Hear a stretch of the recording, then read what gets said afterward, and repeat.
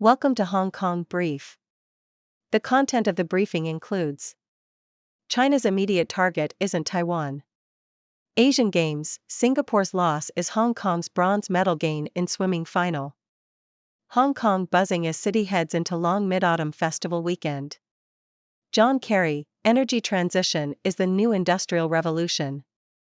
Hong Kong's Co shakes off neck pain to dominate Asian Games golf at halfway. China's immediate target isn't Taiwan. Bloomberg.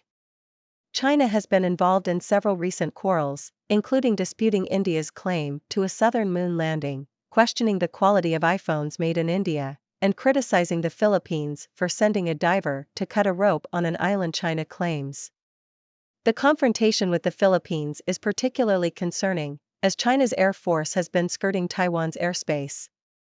While the U.S. is not obligated to defend Taiwan, it has a mutual defense treaty with the Philippines.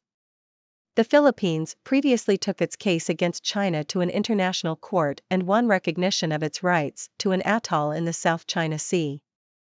The Philippines' recent assertiveness could be seen as aligning with the U.S. in defending Taiwan, which could further heighten tensions in the region. Asian Games, Singapore's loss is Hong Kong's bronze medal gain in swimming final. South China Morning Post. Hong Kong won bronze in the women's 4x100-meter medley relay at the Asian Games after Singapore were disqualified for a faulty changeover between two swimmers. Japan took gold and South Korea took silver in the race. Hong Kong had initially been overtaken by Singapore in the final 200m, but the disqualification moved Hong Kong into third place. Hong Kong buzzing as city heads into long Mid-Autumn Festival weekend. South China Morning Post. Hong Kong residents and tourists have taken to the streets to celebrate the Mid-Autumn Festival and National Day long weekend.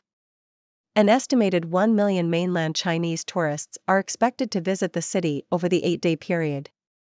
The celebrations mark the first large-scale festival since the end of the pandemic and are part of the government's Night Vibes campaign to re-energize the after-dark economy.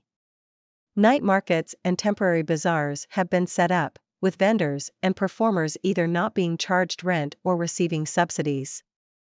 John Kerry, energy transition is the new industrial revolution. Financial Times. U.S. climate envoy John Kerry has called on the oil and gas industry to commit to action at the upcoming UN COP28 climate summit in November.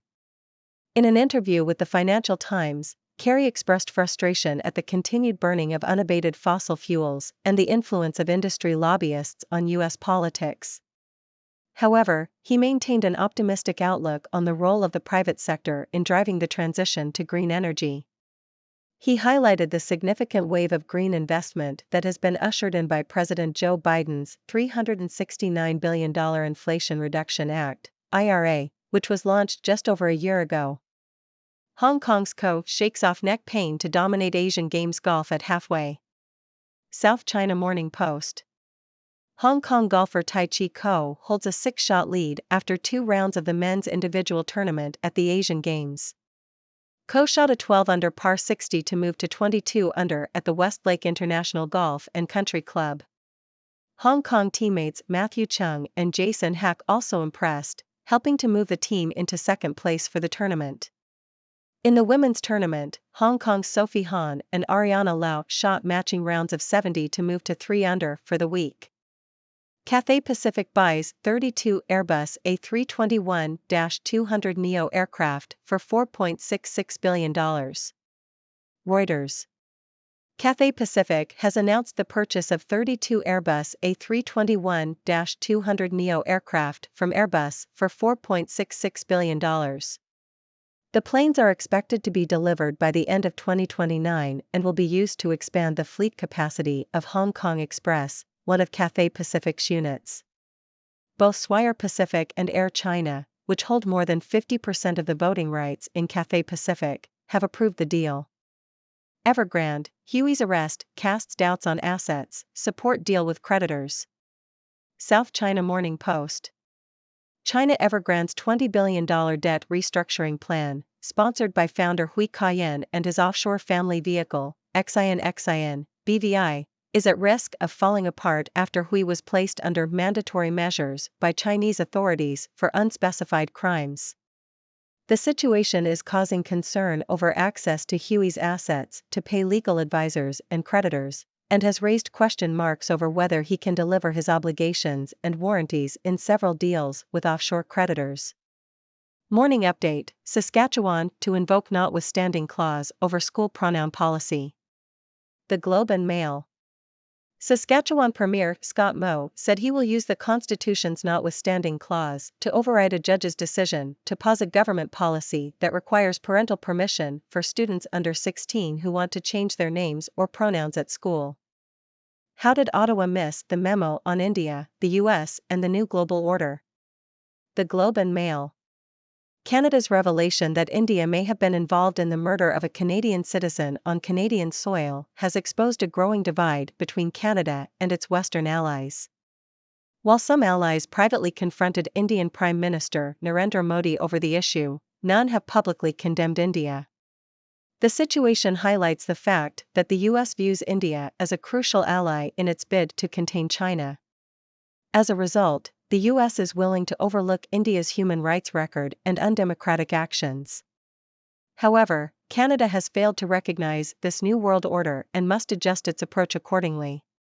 Nike clears a low bar with investors. Wall Street Journal. Nike shares jumped around 8% in after-hours trading following its earnings call on Thursday.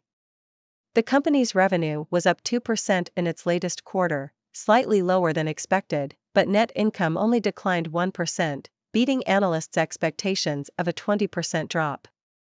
Nike shares are currently trading at a discount compared to their 5-year average, despite consistently beating analysts' expectations. The company's performance in the North American wholesale channel was slightly better than expected, but sales in China, Hong Kong, Macau, and Taiwan were weaker than anticipated. Nike is focused on reducing costs and containing overhead increases this fiscal year. Evergrande's chairman has been detained.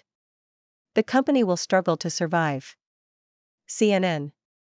Chinese real estate developer Evergrande is facing further uncertainty after its chairman, Su Jiayin, was detained by police on suspicion of crimes.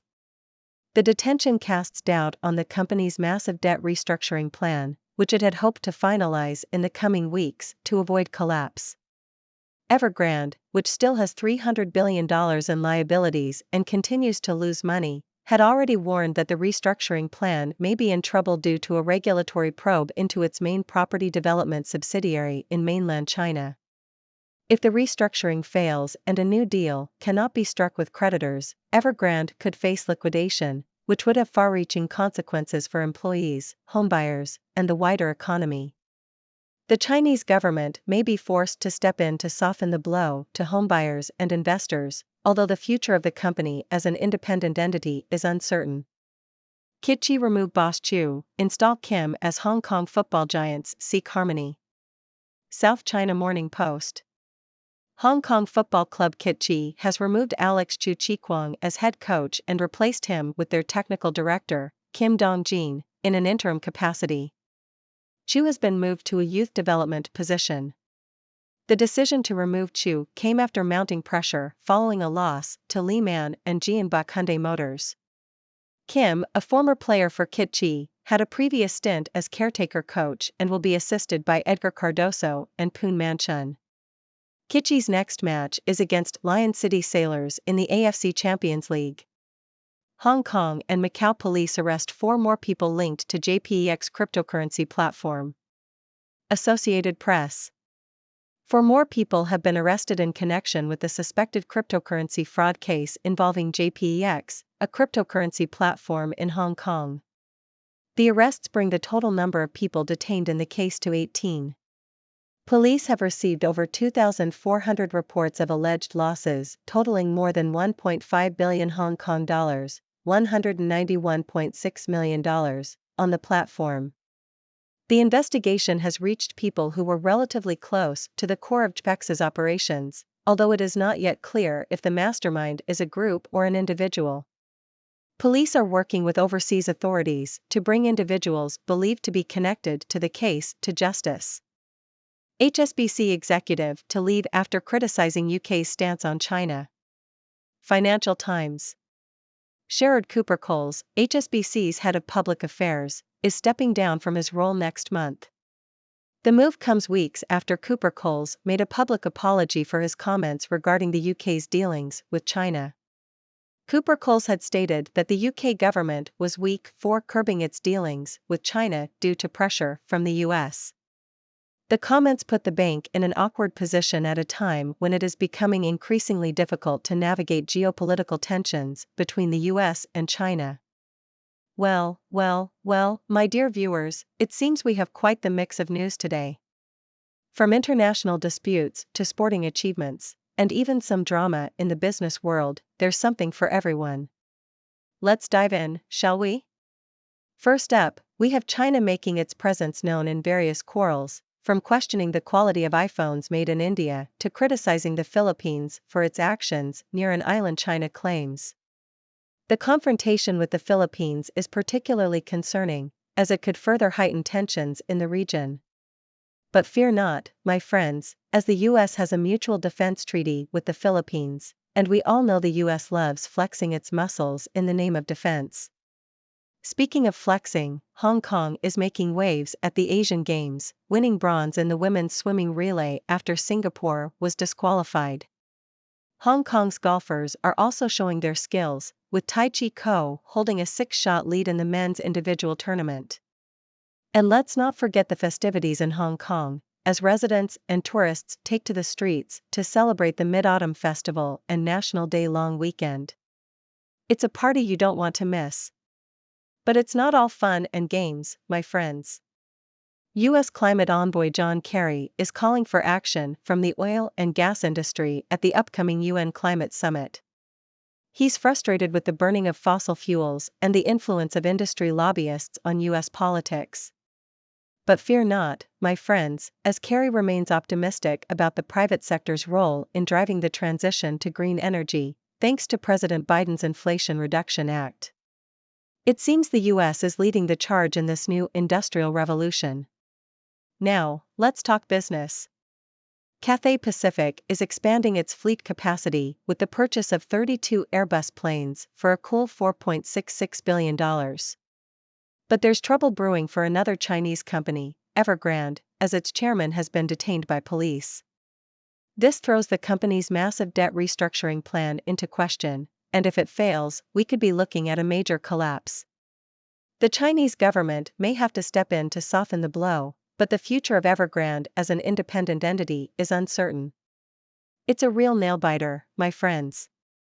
And lastly, we have some drama in the world of sports. Kitchee, a Hong Kong football club, has replaced its head coach after mounting pressure following a loss. And in the world of cryptocurrency, more people have been arrested in connection with a suspected fraud case involving JPEX. It seems the investigation is getting closer to the core of the operation, but we still don't know if it's a group or an individual behind it all. Intriguing, isn't it? Well, my dear viewers, we've covered quite a range of news today. From international disputes to sporting achievements, and even some business drama, there's never a dull moment in our world. Now, I turn to you.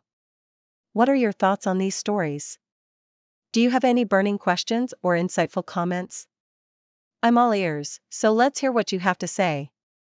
Thank you for tuning in. The content above showcases the latest briefing reports and analytical synopses, thoughtfully curated by the 6Do team. These insights stem from a wide array of reputable media outlets, think tanks, government sources, and specialized experts worldwide. We encourage you to explore these sources for a comprehensive perspective. Keep in mind that while the content may not always align with the official standpoint of 6Do Brief, it's not meant to be taken as absolute directives for decision-making. Comprising seasoned media professionals, learned scholars, and accomplished scientists, the 6Do team embodies a trailblazing, fully independent media entity. To customize 6Do Brief to meet your professional needs, you have the option to subscribe to a diverse array of briefings on our website, 6dobrief.com. Regardless of your location, you can conveniently receive 6Do Brief via email.